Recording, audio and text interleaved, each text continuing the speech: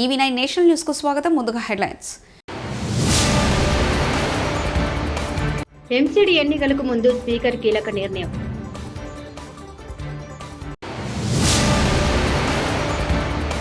తమ్ముడు నీ life style వేరు, నా లైఫ్ స్టైల్ వేరు. పాడి కౌశిక్ రెడ్డిపై మంత్రి సీతక్క సెటైర్లు.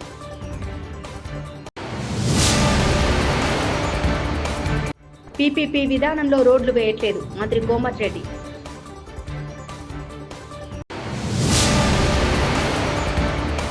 ఆ విజయానికి కారణం చంద్రబాబే, పవన్. మున్సిపల్ కార్పొరేషన్ ఆఫ్ ఢిల్లీకి 2025-2026 సంవత్సరానికి గాను 14 మంది ఎమ్మెల్యేలను Delhi assembly speaker Vijender Gupta nominate చేశారు. Municipal corporation of Delhi mayor ఎన్నికలు ఈ ఏడాది ఏప్రిల్లో జరగాల్సి ఉన్న నేపథ్యంలో స్పీకర్ తాజా నియామకాలు చేపట్టడం ప్రాధాన్యత సంతరించుకుంది. మున్సిపల్ స్థాయిలోనూ బీజేపీ గెలిస్తే ట్రిపుల్ ఇంజన్ ప్రభుత్వం బీజేపీ ఏలుబడిలోకి వస్తుంది. ఎంసీడీ మేయర్, డిప్యూటీ మేయర్ ఎన్నికల్లో ఓటు వేసే హక్కును ఈ నామినేటెడ్ ఎమ్మెల్యేలు కలిగి ఉంటారు. దీంతో బీజేపీ గెలుపు అవకాశాలు మరింత మెరుగుపడే వీలుంది. తెలంగాణ ప్రభుత్వం పీపీపీ ప్రభుత్వ ప్రైవేట్ భాగస్వామ్య విధానంలో రోడ్లు వేయట్లేదని ఆర్ఎండ్బి శాఖ మంత్రి కోమటిరెడ్డి వెంకటరెడ్డి తెలిపారు. హైబ్రిడ్ యాన్యుటీ విధానంలో రహదారులు వేస్తామన్నారు. పీపీటీ, హ్యామ్ రెండు వేర్వేరు విధానాలని తెలియజేశారు. శాసనసభలో హరీష్ రావు అడిగిన ప్రశ్నలకు ఆయన సమాధానం ఇచ్చారు. ఉప్పల్ ఎలివేటెడ్ కారిడార్ ను 18 నెలల్లో పూర్తి చేస్తామన్నారు. గత 10 ఏళ్లలో రోడ్ల నిర్మాణానికి 3,945 కోట్లు మాత్రమే ఖర్చు చేశారన్నారు. నీ దాన్ని లేదని చెప్పిన, ఎందుకంటే మేము పీపీపీ మోడల్లో పోదలుచుకోలేదు. మేము హ్యామ్ రోడ్ లో హైబ్రిడ్ యాన్యుటీ మోడల్ లో పోవాలని నిర్ణయించుకో. పీపీపీ మోడల్ వేరు, హ్యామ్ మోడల్ వేరు. దానికి లేదని నేను చెప్పిన. వారేం చెప్పారు నాకేం తెలియదు అంటే వాళ్ళు చాలా మేధావులు, మాకేం తెలియదు. ఆయన అడిగిన ప్రశ్నకే సమాధానం లేదని చెప్పిన. ఇప్పుడు కూడా చెప్తున్నా లేదండి, ప్రైవేట్ పబ్లిక్ పార్ట్నర్షిప్ లో లేదని చెప్పిన. అందరూ ఆలోచించుకొని, మీరు హరీష్ రావు గారు అంత సీనియర్ సభ్యులు ఆ విధంగా మంత్రి గారికి అవగాహన కూడా సమాధానం చెప్పాడని చెప్పి మాట్లాడి అంటే అతను అదే బాధ్యత రహితమైన ఏదైనా ఒక పెద్ద సీనియర్ సభ్యులు ఆ విధంగా ఒక మంత్రి గారు మీ దానికి కరెక్ట్ చెప్పినా లేదా మీరు ఆలోచించుకొని వదిలిపెడుతున్నాం, మీకే వదిలిపెడుతున్నాం. మాజీ ఆర్ఎండ్బి శాఖ మంత్రి గారు సత్యదూరమైన వారు చేసిన ఘనకార్యాలు చెప్పినారు. దానికి ఒకటి 2 నిమిషాల్లో చెప్తా. ఎప్పుడైనా అధ్యక్ష, మన సంపద రోడ్లను నిర్మించలేదు, మన రోడ్లు మన సంపదను పెంచుతాయి అని జాన్ ఎఫ్ కెనడీ అమెరికా అధ్యక్షుడు ఆయన ఉన్నప్పుడు చెప్పినారు. America is great because American roads is good, దాంతో వస్తుంది. కానీ ఏం చేసింది అధ్యక్ష, మీరు మొత్తం 10 ఏళ్లలో వేసింది. గత ప్రభుత్వం 112 కోట్లతో 10 ఏళ్లలో 6,668 కిలోమీటర్ రోడ్లని మాత్రమే కొన్ని రిపేర్ చేసిండు, కొన్ని మొత్తం చెప్పి తర్వాత నువ్వు చెప్పండి. మీ రికార్డే అంటే గవర్నమెంట్ రికార్డులకే చెప్తున్నా అధ్యక్ష. తర్వాత క్లారిఫై అడగని మళ్ళీ చెప్తా, క్లారిఫై అడగని చెప్పండి మళ్ళీ చెప్తాను. వీటి ఏ మండలంకి వెళ్ళి ఏ మండలం హెడ్ క్వార్టర్, ఏ ఊరికి వెళ్ళి ఏ మండలం, ఏ మండలంకి వెళ్ళి ఏ డిస్ట్రిక్ట్ గా మండలం అన్ని పేర్లతో సహా అధ్యక్ష ఈ 6,600 కిలోమీటర్లు ఒక 15 నిమిషాలు టైం ఇవ్వండి. అన్ని మండలాల పేర్లు, డిస్ట్రిక్ట్ హెడ్ క్వార్టర్ పేర్లు కూడా చెప్తా, తొందరపడకండి. అన్నీ తీసుకొని వచ్చిన నేను, ఎందుకంటే మీరు ఇట్లా బకాయిస్తారని తెలుసు, మీరు బుకాయిస్తారని. దీనికోసం అధ్యక్ష 3,945 కోట్లు స్టేట్ బడ్జెట్లో 10 ఏళ్లలో 4,167 కోట్లు ఆర్టీసీ లోన్ తీసుకొని నిర్మించారు. ఆ లోను ఇప్పుడు మేము రీపేమెంట్ చేస్తున్నాం. మేము కట్టే అప్పులలో అదో భాగం, ఇంకా కొద్దిగా బ్యాలెన్స్ ఉన్నది, ఆ అప్పులు కడతాం. అంటే వీళ్ళు మొత్తం పెట్టింది అధ్యక్ష 10 ఏళ్లలో 3,945 కోట్లు మాత్రమే. ఆ లోన్ అప్పు మేము కడుతున్నాం. ఇది 10 ఏళ్లలో చేస్తే ఈ 14 నెలల్లో అంటే మధ్యలో 3 నెలలు తీసేయండి, పార్లమెంట్ ఎలక్షన్ కోడ్ ఇవన్నీ. ఈ 14 నెలల్లో మేము దాదాపు 4,000 కోట్ల పైన మంజూరు శాంక్షన్ చేసి టెండర్లు పెట్టి వర్క్స్ నడుస్తున్న మాట, వర్క్ వైజ్ డీటెయిల్ కూడా అందరు సభ్యులకు పంపిస్తాయి. ఇప్పుడే మీకు 10 ఏళ్లలో నిర్మించిన రోడ్లని 1 సంవత్సరంలో మేము పూర్తి చేసినాం. ఇది ఎక్కువ మేము చేస్తాం కానీ పని ఎక్కువ చెప్పుకోం అధ్యక్ష. వాళ్ళేమో తక్కువ చేస్తారు, ఎక్కువ చెప్పుకుంటారు.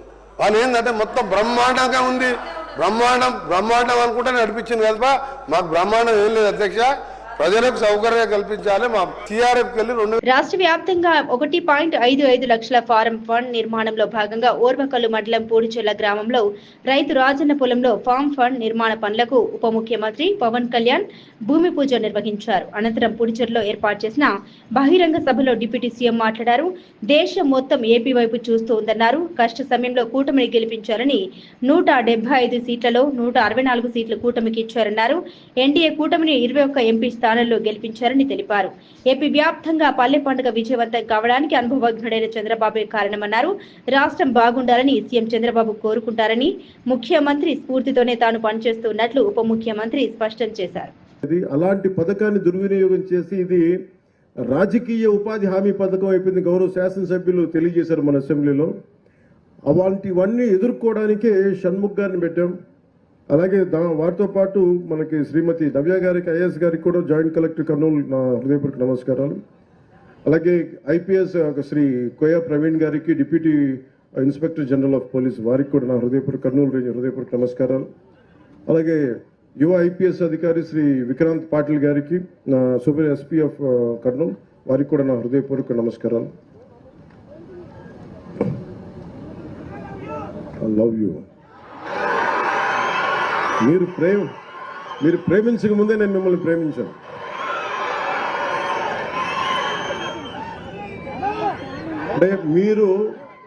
అంటే నేను ఇందాక శబరి గారు మాట్లాడుతా జన సైనికులు చాలా గట్టి వ్యక్తులు అంటుంటే,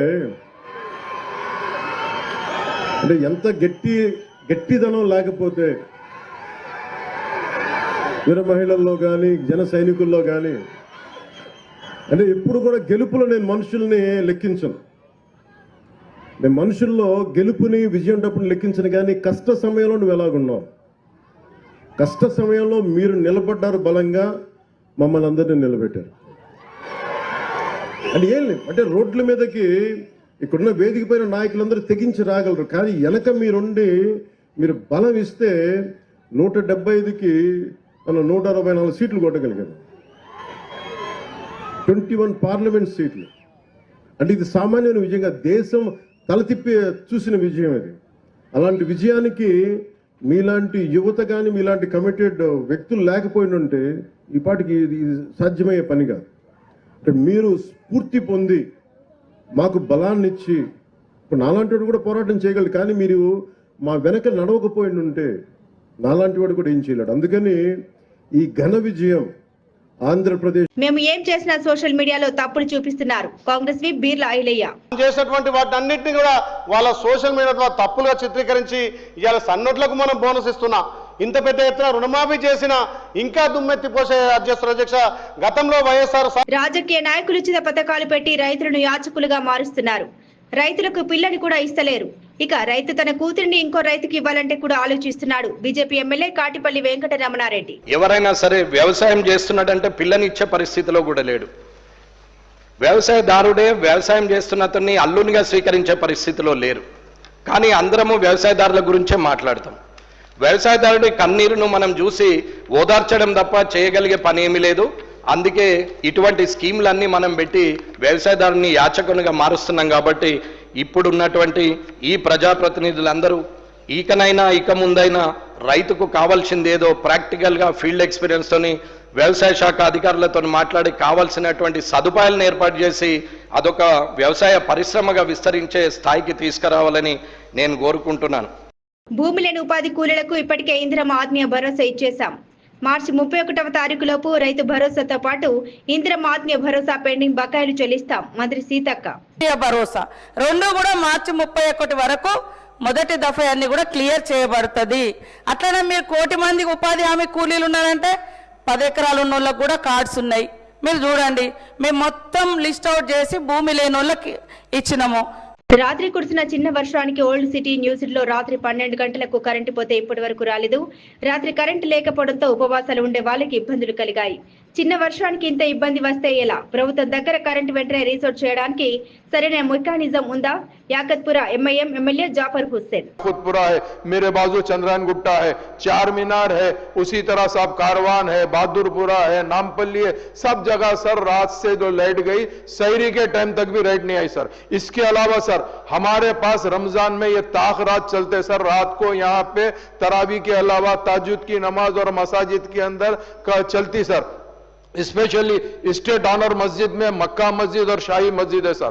शाही मस्जिद के अंदर भी लाइट बनती सर। रमजान से पहले माइनॉरिटी डिपार्टमेंट ने वहां पर एक जनरेटर रखने के लिए कहा था सर, सिर्फ 10 डेज जनरेटर रख के लेके चले गए, रात भर पूरी नमाज के लिए तकलीफ हुई सर। ये भी सोचना चाहिए। और ये इलेक्ट्रिसिटी सर सुबह 4:30 बजे कुछ एरिया में आई सर, कुछ एरिया में अभी तक भी इलेक्ट्रिसिटी रिस्टोर नहीं हुई। तो मैं ये पूछना चाह रहा हूं सर आपके जरिए से मिनिस्टर साहब से, आपका ने कोई मैकेनिज्म है या नहीं है सर? अगर बरसात हुई तो इलेक्ट्रिसिटी के लिए आपका ने क्या मैकेनिज्म है सर? ये सोचिए सर, एक छोटी सी बारिश का। ఎస్సీ వర్గీకరణను మాజీ ముఖ్యమంత్రి జగన్ సమర్థిస్తున్నారో లేదో చెప్పాలని ఎంఆర్పీఎస్ వ్యవస్థాపక అధ్యక్షుడు మందకృష్ణ మాదిగ ప్రశ్నించారు. వైకాపాలో మాలల ఆధిపత్యం కోసం మాదిగలను అణగదొక్కుతున్నారని ఆరోపించారు. మాజీ మంత్రి ఆదిమూలపు సురేష్ మాటలే దీనికి నిదర్శనమన్నారు. ఎస్సీ వర్గీకరణలో చంద్రబాబు జగన్ కు ఆకాశానికి భూమికి ఉన్నంత తేడా ఉందని వ్యాఖ్యానించారు. ఆ తీర్మానం మీద తమ వైఖరిని చెప్పదలుచుకుంటే నేరుగా జగన్మోహన్ రెడ్డి గారు మాత్రమే చెప్పాలి. దాన్ని సమర్థిస్తున్నారా వ్యతిరేకిస్తున్నారా అని. పార్టీ అధినేత నుంచి ఈ విషయంలో స్పష్టత లేదు. కానీ మా మాదిగ సామాజిక వర్గానికి సంబంధించిన మాజీ మంత్రి వర్యులు ఆదిమూల సురేష్ కుమార్ గారితో మీరు రాసిన స్క్రిప్టును మాత్రం వినిపించిండ్రా అని మాకు అనుమానాలు కనిపిస్తున్నాయి. మీ పత్రికల్లో వచ్చిన హెడ్డింగ్ ప్రకారమే, సురేష్ గారి ప్రెస్ మీట్ ప్రకారమే, లేదా మీరు రాయించిన ఆయన చదివిన ఆ స్క్రిప్ట్ ప్రకారమే మీరు పెట్టిందే ఎస్సీలో చిచ్చు పెట్టి చలి కాచుకుంటారా అనే మాట మీ హెడ్డింగ్లోనే ఉన్నది. అంటే ఎస్సీ వర్గీకరణ అంశాన్ని ఇది చిచ్చుగా ఒక మాదిగ మాజీ మంత్రితోటే మీ పార్టీ నుంచి మాట్లాడిస్తున్నారు. ఎస్సీ వర్గీకరణ అంశాన్ని ఇది చిచ్చుగా అని ఒకనాడు మీరు కూడా శాసనసభలో మాట్లాడిండ్రు ముఖ్యమంత్రి హోదాలో. అది ఈరోజు మాదిగ సామాజిక వర్గం సంబంధించిన మాదిగ మంత్రితోటే, మాదిగ మాజీ మంత్రితోటే ఈ ఎస్సీ వర్గీకరణ అంశాన్ని ఒక చిచ్చుగా భావించుకునే విధంగా మా వాడితోటే మాట్లాడించారు. అంటే మా కన్నును మా ఏలుతోటి పొడిపించి మీ పార్టీలో ఉండబడే మాదిగ జాతి నాయకుల పట్ల మాదిగలే ఈసడించుకునే పరిస్థితిని, మాదిగలకు మీ పార్టీలో ఉండబడే మాదిగ నాయకుల్ని దూరం చేసే పరిస్థితిని మీరే కల్పిస్తున్నారు. అంటే ఆ పార్టీలో మాలల ఆధిపత్యానికి ప్రాధాన్యత ఇచ్చే విధంగా మాదిగల్ని మాదిగలే గౌరవించని పద్ధతిలో మీ ప్రయత్నాలు కొనసాగిస్తున్నట్టుగా కనిపిస్తున్నది. ఈ విషయంలో మీకు చంద్రబాబు నాయుడు గారికి ఎస్సీ వర్గీకరణ విషయంలో స్పష్టత ఆకాశానికి భూమికి మధ్యలో ఉన్నంత తేడా ఉన్నది. ఎస్సీ రిజర్వేషన్ల వర్గీకరణ విషయంలో స్పష్టత, కమిట్మెంట్, నిజాయితీ ఆకాశానికి భూమికి మధ్యలో ఉన్నంత తేడా కనిపిస్తున్నది. మీరు అసెంబ్లీకి రారు, అత్యంత కీలకమైన చర్చల్లో పాల్గొనరు, సుప్రీంకోర్టు దీన్ని స్వాగతించారు. లాయర్ని పెట్టమంటే లాయర్ పెట్టారు, గతంలో అపాయింట్మెంట్ ఇవ్వమంటే అపాయింట్మెంట్ ఇవ్వరు. AP deputy CM Pawan Kalyan అభిమానులపై నంద్యాల ఎంపీ బైరెడ్డి శబరి ఆసక్తికర వ్యాఖ్యలు చేశారు. తాను ఎంబీబీఎస్ చదివే రోజుల్లో పవన్ ఫ్యాన్స్ తనను ర్యాగింగ్ చేశారని సరదాగా వ్యాఖ్యానించారు. ఆమె మాటలకు వేదికపైనున్న పవన్ సైతం చిరునవ్వులు చిందించారు. పంట కుంటల భూమి పూజ కోసం డిప్యూటీ సీఎం కర్నూలు జిల్లా ఓర్వకల్లు మండలం పూడిచెర్లలో పర్యటించారు. ఈ సందర్భంగా ఏర్పాటు చేసిన సభలో పవన్ ఎదుట బైరెడ్డి శబరి గతాన్ని గుర్తు చేసుకున్నారు. జన సైనికులు నిజంగా చాలా గట్టివారని పవన్ అన్నారు. వారు తెగించి పనిచేసి కూటమికి అఖండ విజయాన్ని అందించాలని ఆయన సమాధానమిచ్చారు. నేను అడిగిన మొట్టమొదటి నేను అడుగు పెట్టంగానే ర్యాగింగ్ అన్నమాట. సీనియర్స్ నీ ఫేవరెట్ హీరో ఎవరు అని అడిగారు. నేను గొప్పగా పవన్ కళ్యాణ్ గారు అని చెప్పాను. అనగానే ఒక 100 మంది నా చుట్టూ ముట్టేశారు. ఎవరు ఏంటి అంటే మేము పవన్ కళ్యాణ్ గారి ఫ్యాన్స్, నువ్వేంటి అని నాతో గొడవ. అప్పటి నుంచి సంవత్సరం వరకు నేను మీ పేరు ఎత్తలేదు సార్. ఇది మీ ఫ్యాన్స్ యొక్క పవర్. అట్లాగే రాజకీయము నాయకులు అనే వాళ్ళు చాలా మంది వస్తారు, కానీ ఒక మంచి నాయకుడు రావాలంటే చాలా అదృష్టం ఉండాలి ప్రజలకు. అలాంటి నాయకుడు, ప్రజల వెంట ఉండే నాయకుడు, ప్రజల కష్టాలు ఏంటో తెలిసే నాయకుడు మన ముందుకు వచ్చి మనకు వారం ముందే ఉగాది పండుగ ఇక్కడ జరుపుకుంటున్నామంటే ధన్యవాదాలు సార్. ఎంసీడీ ఎన్నికలకు ముందు స్పీకర్ కీలక నిర్ణయం.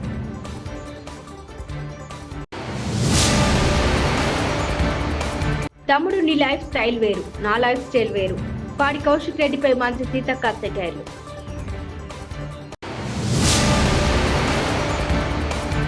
పీపీపీ విధానంలో రోడ్లు వేయట్లేదు మంత్రి కోమటిరెడ్డి.